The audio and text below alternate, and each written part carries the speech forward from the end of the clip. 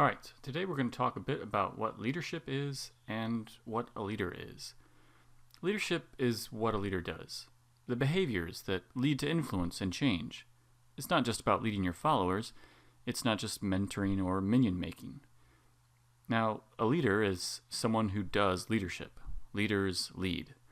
A leader commits to practices that, done with skill and consistency, will result in good leadership.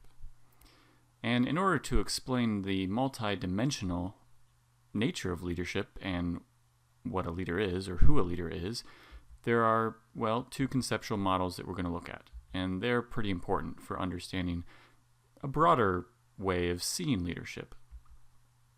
But first, some presuppositions. If you disagree with what I'm teaching about leadership, it's pretty likely that you're approaching leadership from a completely different set of presuppositions. Well, first, godly leadership is about being and doing, or integrity and skill. In Psalms 78, they talk about David as a leader who shepherded his people according to the integrity of his heart and guided them with his skillful hands. When we think about what leaders do or who leaders are, we want to keep both of these things in mind. It's both being, their character, their integrity, and doing, the behaviors they play out, the skills that they have. Secondly, just calling yourself a leader, having a title, doesn't actually make you a leader. There are a lot of people who have titles, a lot of people who have positions, but people don't really want to follow them, and they don't. Even within offices where there's a hierarchy, there's a boss, there's a manager, there's supervisors, often there are influential people who don't have titles that people are more likely to follow. Third, we were created in the image of God, and we're given His authority and commission to rule and spread His kingdom. Thus, all leadership is spiritual. Everything we do, whether it's actually going out and witnessing, discipleship making, or whether it's just doing our work well, we're spreading His kingdom and doing that because we were created in His image, and when we live out His image of who He meant us to be, then we're spiritual beings. Finally, leadership is more than just top-down authoritarian leading. It's multidimensional, and I've mentioned that a few times. If you take a look at different models of leadership, you can see they all have some pretty common things about them. They tend to say moving up is the direction of leadership. The higher you move up, the more of a leader you are. But I want to offer something different. I want to offer a more circular or, multi-directional approach to leadership. This is 360-degree leadership, and this isn't new to me, or rather, I didn't come up with the idea. A lot of different authors have talked about 360-degree leadership. But in brief, this means leading in 4 directions. First, it means leading yourself, self-leadership. Some experts estimate that you should spend as much as 50% of your time leading yourself. A leader who is not taking responsibility for their own personal development and health is destined for burnout and failure. We're going to talk about burnout later on in this class. Leading yourself well produces integrity, ensuring you are intentionally caring for your physical, mental, emotional, and spiritual health, as well as professional, relational, recreational, and vocational development. All of these things are part of self-leadership and ought to be strongly considered by anyone who seeks to be a leader. Next, it's leading across your teammates. Leadership doesn't happen in a vacuum. It often happens within an institution or an environment where there are other people. There have to be other people if it's leadership, right? Because you're leading other people. But usually there's some team involved. There are others that you're working with to accomplish something. Your lateral teammates, those who hold the same position or who are at the same level as you, can be your greatest resource and your greatest opportunity for leadership. On a task force or a group project, I know you all love group projects, leading across means being responsible for your part of the work and enthusiastically contributing your strengths to the project. In other situations, it may mean speaking up on behalf of a coworker or a fellow student, or tactfully giving advice about something from your own experience. It may require entering into conflict. Ultimately, leading across requires generosity, sharing your time, resources, and knowledge with your teammate. Then, leading upward, your supervisor. We usually don't think about leading up to our leaders or our bosses or our supervisors. We often think of leadership as something that starts at the top and works its way down.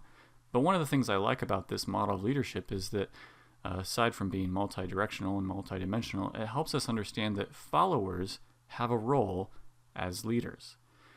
When you lead up, it primarily means two things. One, it means being responsible and respectful in doing the work that is expected from you, considering how you might be creating more work for your supervisor when you misplace information, miss a deadline, or fail to follow through on a task. And two, it means finding ways to help your supervisor do his or her job more effectively. This could be accomplished in a number of ways. For example, it might mean giving your supervisor some feedback on how he or she could do a better job at leading you.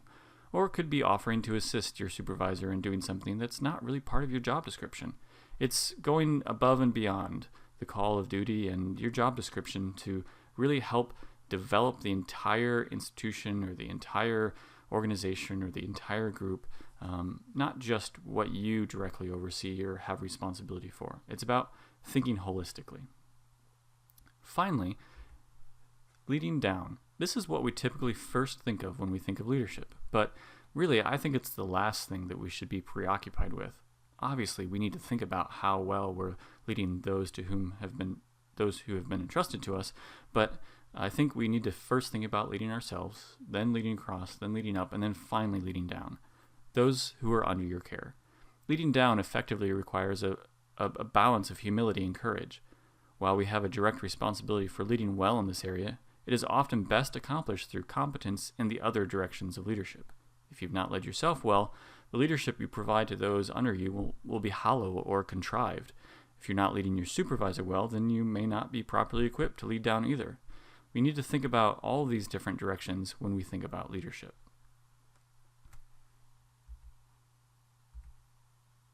I now want to define or describe what leaders do.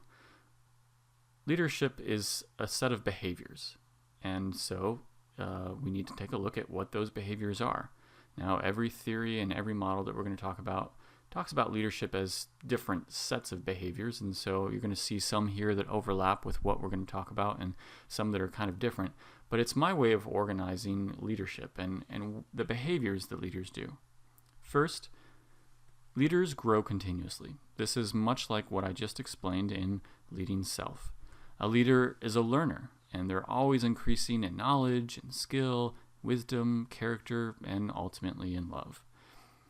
We can see this example in Jesus, who is our ultimate example of leadership. Luke 2:52 talks about how Jesus grew in wisdom and stature and in favor with God and man. He was always continuing to learn things, even though he was God. He was also human. And we saw that when in the story of where Jesus goes to the temple and starts interacting with the scribes and the Pharisees and the religious teachers.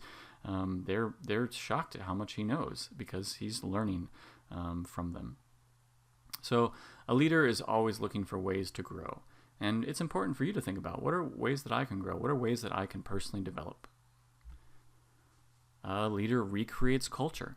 A leader understands and then transforms their context in response to a compelling vision of the future. And each part of that statement is important. They have to first understand. Often young leaders, I know myself, what I've tried to do is go into a new situation or a new environment and just try to change it. And I have to first see if I understand it. If I don't understand it, then I'm not going to know what pitfalls are there or what strengths are there. I can only see the weaknesses. So I need to know what the culture is before I try to change it, before I try to be a change agent. Again, we see this in the example of Jesus. He was clearly a change agent. Matthew 5-7 is the Sermon on the Mount, which kind of turns on its head everything that the people thought that they knew about religion and shows them what true religion is, that it's something that emanates from the heart, a changed heart, and it's not just behavior. Next, leaders act under authority. This is very much like leading up.